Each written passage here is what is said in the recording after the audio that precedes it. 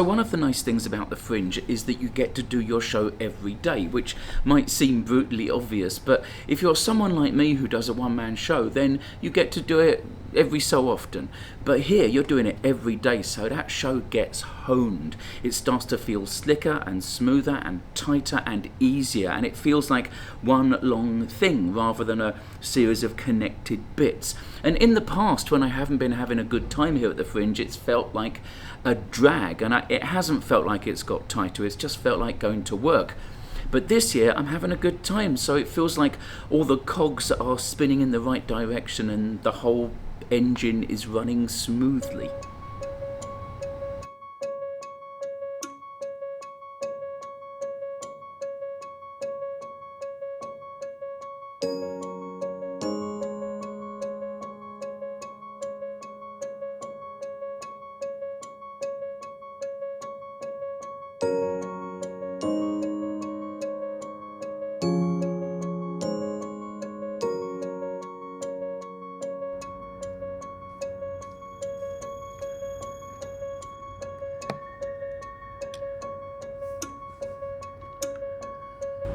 I would love to be one of those people who can truthfully say that they never read reviews and they just do the art for the art's sake. And there is a lot to be said for this, and I try to be like that a lot of the time, but the annoying fact is that people only come to see the art that you've made if they know about it, and one of the ways they know about it is by reading reviews, so love them or loathe them, they are useful. I am pretty lucky, I've never really been slated. The worst I've had is my stuff being misunderstood and people calling me a magician, which, yes, after 35 years, still happened this year at the Fringe. I mean, there's a point in my show where I literally say I am not a magician. Let it go, Ricardo. So from a professional standpoint, a good review lets me point at someone and say, look, that person who watches a lot of shows for a living likes mine. And I'd be a liar if I said it didn't feel nice. We all get into this business because we want strangers to like us, right?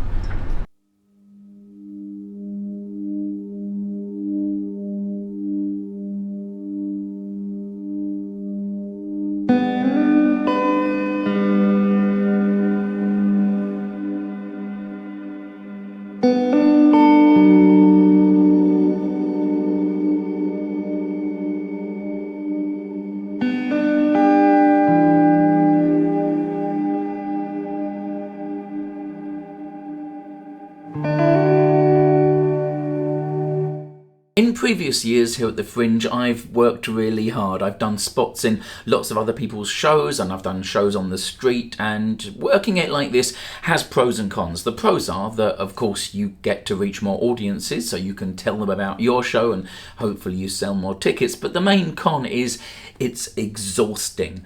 And if you're anything like me, then being tired, well, that's the first step to the old mental health downward spiral. So this year I did a bunch of spots in the first week or so, and then I slowed it down a little bit. I'm still turning up for guest appearances in shows with people that I like, but mostly I'm making sure to get lots of rest and do all the things that I know keep me on an even keel.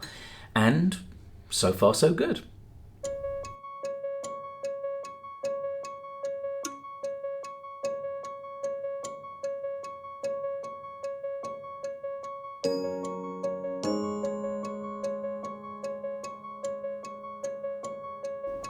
I've known Dave Southern since I was a wet behind the ears little baby street performer. Back then he was already a veteran busker, smart, funny, cultured, a good influence in a community where there were plenty of not good influences. So I can think of nobody better suited to doing what he is doing now, which is communicating the history and importance of street performing at the Edinburgh Fringe. He's been leading daily guided tours of the pitches here at the Fringe, and they've been quite the success, so I went on one. Now obviously I knew most of the stories he told, but what I wasn't fully prepared for was how much it affected me emotionally. I spent nearly 20 years of my life as a professional street performer, working hard to make something of myself in an industry that has always existed in the cracks, that has never really been legitimised, an art form that generally the arts and culture establishment completely ignore. So it felt, as the phrase goes, both weird and wonderful to hear Dave talk so knowledgeably and passionately about it, and to see the photography installations that he'd had erected around town that featured pictures of my friends, my influences, my heroes, and, well, also me. The international street performing community often feels like a bit of a secret society, a handful of people spread across the globe who share forbidden knowledge on how to turn a street into a theatre. I kind of love that.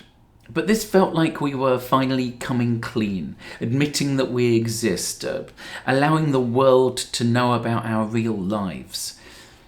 I felt moved and proud, and Dave Southern made that happen. So here's to him.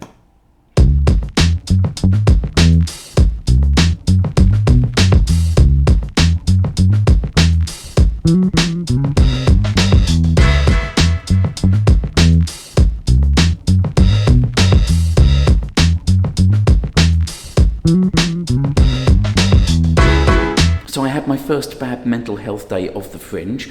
I've done all right, it's the final week. I felt the bad thoughts coming on in the evening, then I had a sleep full of terrifying nightmares and woke up feeling worthless, so hooray! If there's one thing I know about myself in these situations, it's that having a show to do is a good thing. As I've said before on this channel, being on stage is my safe place. So I knew that all I had to do was get to that. So I did some yoga, I listened to my favourite James Brown album, I had some good coffee, and then I set up in my venue, and as if by magic. It's interesting, you know, however powerful and complicated the cocktail of thoughts and chemicals and memories that all conspire in my head to make me feel bad, they're usually nothing compared to what happened yesterday. A crowd bigger than I thought who were really up for it. That immediately sends the black dog running away whimpering. So it's Sunday lunchtime and I'm just about to do the final show of my Edinburgh Fringe 2022 run. So how's it been? It's been very nice, thanks for asking. My goal this year was to do it on my own terms, to take care of myself and to have fun, and I did all of those things, so I consider this a win. It was a bit of a slow year. There are plenty of reasons right now for people to not have enough money to buy a ticket to a show, and I get it. You know, COVID's not over. The cost of living crisis is going through the roof. So everyone that did come, thank you so much. I enjoyed every show. I hope you enjoyed the show that you saw. What's next for me is I'm going to Toronto, more news on that soon, and then as soon as I come back in about a week and a half's time, I'll be bringing this show to London's West End. So if you're around London and want to come and see me live, then please do. Details under this video. I'll see you next time. Bye.